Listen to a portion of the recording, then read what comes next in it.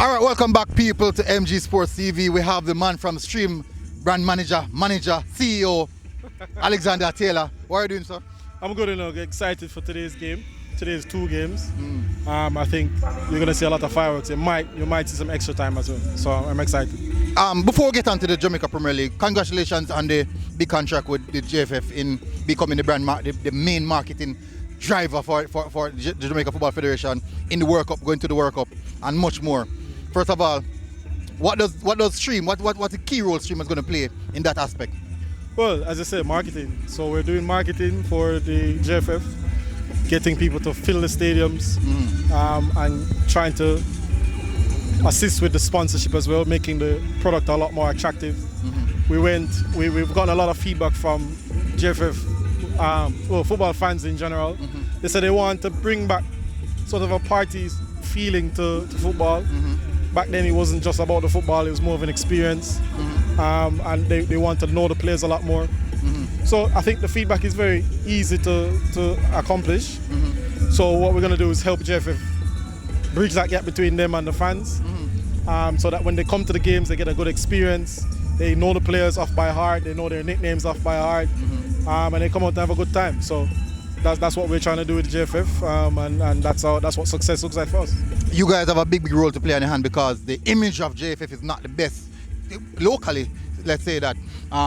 What's the target aim? How do you guys plan to go about changing the imagery of JFF? And tell me one way in which you think, just a small way, you think can do something about the image of the JFF.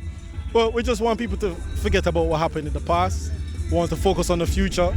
We want people to focus on the football and the football team. We want people to give all the support to the football team. Yes, we've had our qualms in the past, but give the boys all the support. They need it. This is the best chance that we have to qualify for a World Cup and also to get some other silverware this year. So we need as much support from the fans as best as possible.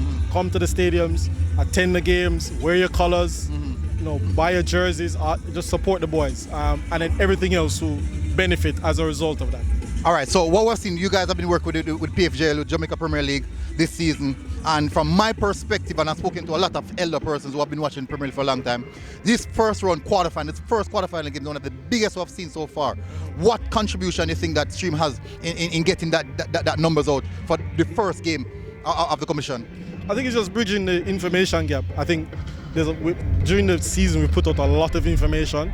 It's very difficult to miss a game because all the information is in front of you. You know who's playing, when they're playing, what teams are playing, and I think that information the audience has appreciated. I think back in before, seasons before, information from the Jamaica Premier League was kind of hard to come by. You don't know who was the top scorer or the top 5 scorers or assist holders or etc. So in terms of data gathering and information, I think we've made it very available for people to scrutinize, and as a result of that, they've been able to support a lot better, come to games, wear their colors, and become a fan of a team. So I think that that formula is what we've applied to and we've seen the fruits of it. Yeah. Where fan interaction is concerned, are we going to see a lot more fan interaction, especially when the Reggae Boyz are playing, and also when the Jamaica Premier League is playing, going further from here? Definitely. So what we're going to do, we are approaching it like entertainment, because sport is entertainment. Yes, true. So there's a formula for Jamaica in terms of entertainment, and we're going to take that same formula in the entertainment industry and apply it to football. So people are going to be engaged. We're going to engage the kids. We're going to engage, the teens, the adults, and the elderly. If there's going to be something for everybody that's centralized around the football, but not isolated by football. So you come to the stadium. You may not even come to watch the game, but there'll be something for you.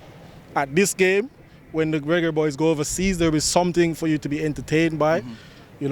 Between games, you'll be able to get to know the players in a very fun and engaging way. And we're just going to transform the thing because, this team you have a couple of players that are very talented, but have a lot of personality as well. And I think the audience would love to see that. And that's our role, to help bring the personalities of the players to the fans so that they can develop a relationship. We know from back in the day, we know our Bibi and our Pepe and those players. Yeah. We know them family, we know them come from, we know them grow. And we want to use that same formula back then to know where is Latibodere from, where is Gregory Lay from? Where are those players from? Who, where them grow up? Combine the play and where they're coming from. Make the fans give them nicknames. Yes. Because even like Demar Gray was from Clarendon, the Clarendon region. There's something about Clarendon. Exactly, nobody knew that, so that's what we wanted to do. We want the fans to give them nicknames, make them, what we want. When the players come, when the fans come to the stadium, they're calling them by the nickname, not by the number on the back.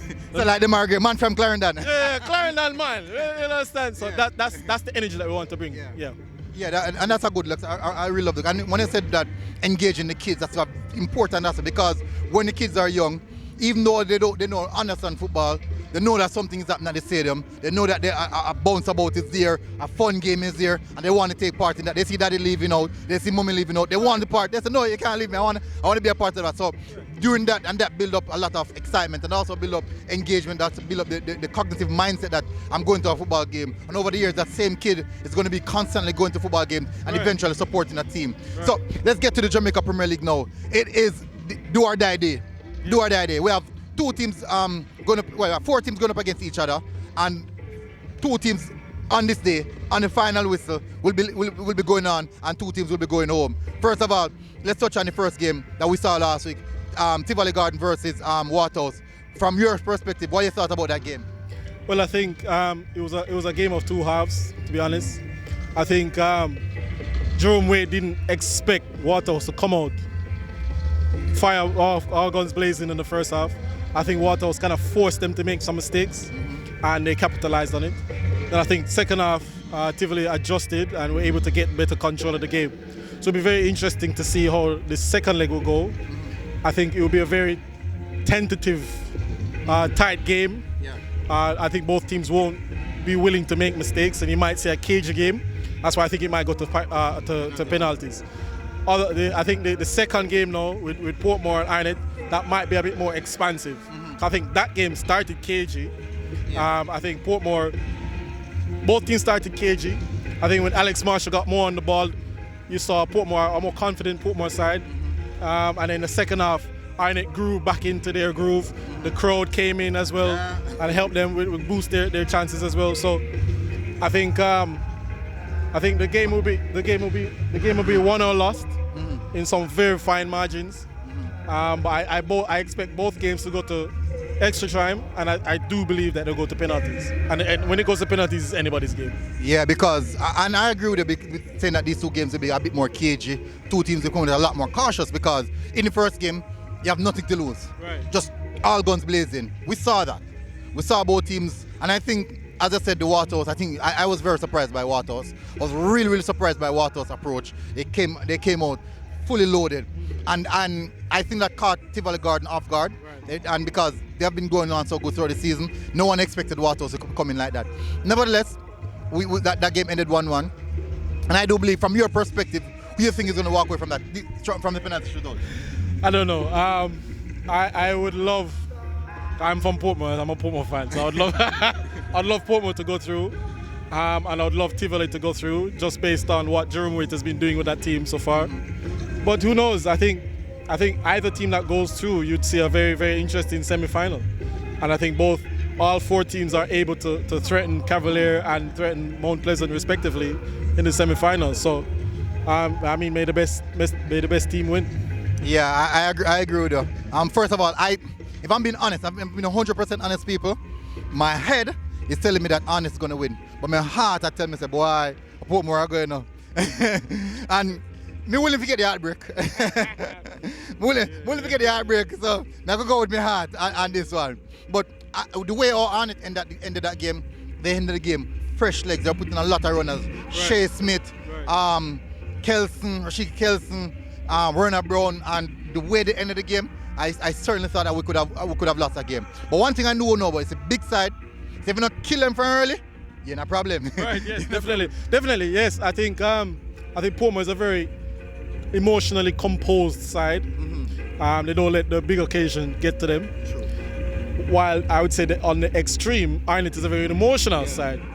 So they're the type of team that drops heads when they've conceded, or they're unplayable if they go up early. Or the fans when the fans rise. Right. They're like Liverpool. Right. So I think they have a 12-man on their side.